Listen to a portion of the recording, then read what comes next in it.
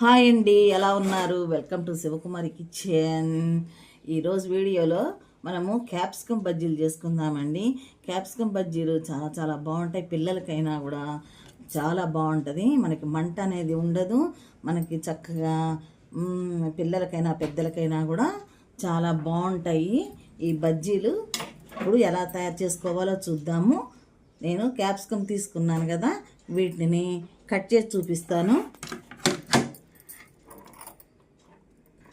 చూడండి, క్యాప్సికమ్కి చక్కగా కడిగి పెట్టుకుని తొడిమెలు తీసాను. ఇప్పుడు ఇలా కట్ చేసుకోవాలన్నమాట పొడవుగా.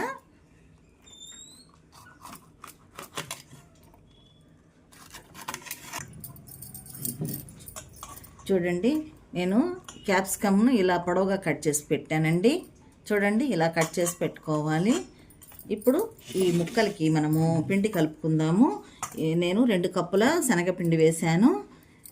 ఈ శనగపిండిలో ఇప్పుడు ఏమేమి వేసుకోవాలో చూద్దాము. 1 స్పూను ఉప్పు వేశాను, 1 స్పూను కారం వేశాను. మనం తినేదాన్ని బట్టి కొంచెం ఎక్కువ తక్కువ వేసుకోవచ్చు. ఇప్పుడు వాము వేస్తున్నాను, 2 స్పూన్లు వేసానండి. ఇప్పుడు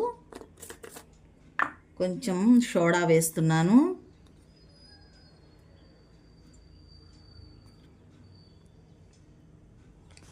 1/2 స్పూను వేసాను.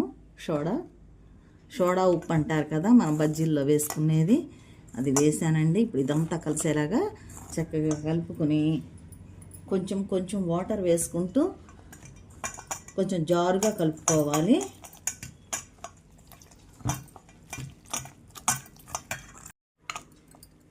చూడండి, నేను శనగపిండి వేసుకున్నాను కదా, ఈ శనగపిండిని వాటర్ వేసుకుని ఇలా జారుగా కలుపుకోవాలన్నమాట.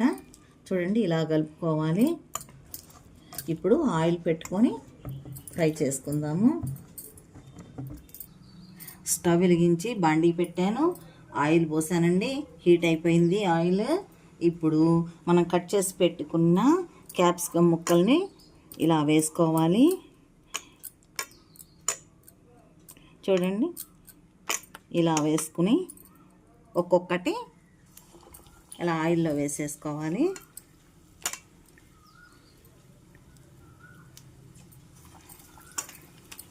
మనకి మంట అనేది లేకుండా చక్కగా అసలు మిరపకాయ బజ్జీ ఫీలింగ్ వచ్చేస్తుంది మనకి తింటుంటే.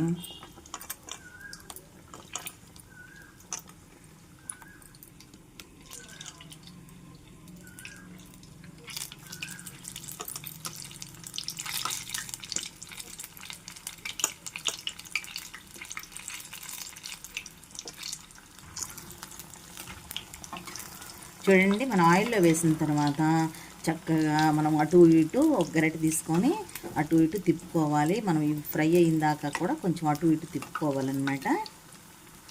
చూడండి, ఇలా తిప్పుకోవాలి.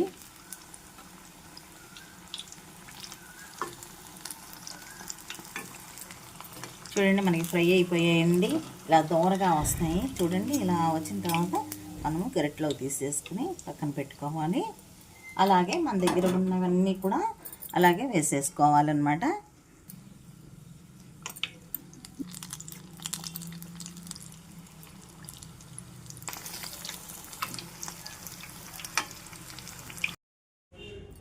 చూడండి, గుమ్మగుమ్మలాడే క్యాప్సికమ్ బజ్జీలు రెడీ అయిపోయాయండి. చూడండి ఎంత బాగా వచ్చాయి, మిరపకాయ బజ్జీలాగా ఎంత బాగా వచ్చాయో చూడండి. టేస్ట్ కూడా అద్దరిపోయే టేస్ట్ ఉంటుంది.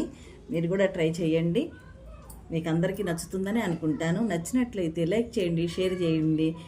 మరొక మంచి రెసిపీతో కలుద్దామండి. థ్యాంక్ యూ అండి. ఈరోజు మా నానమ్మ క్యాప్సికమ్ బజ్జీలు చేసింది, చూద్దాం ఎట్లా ఉందో.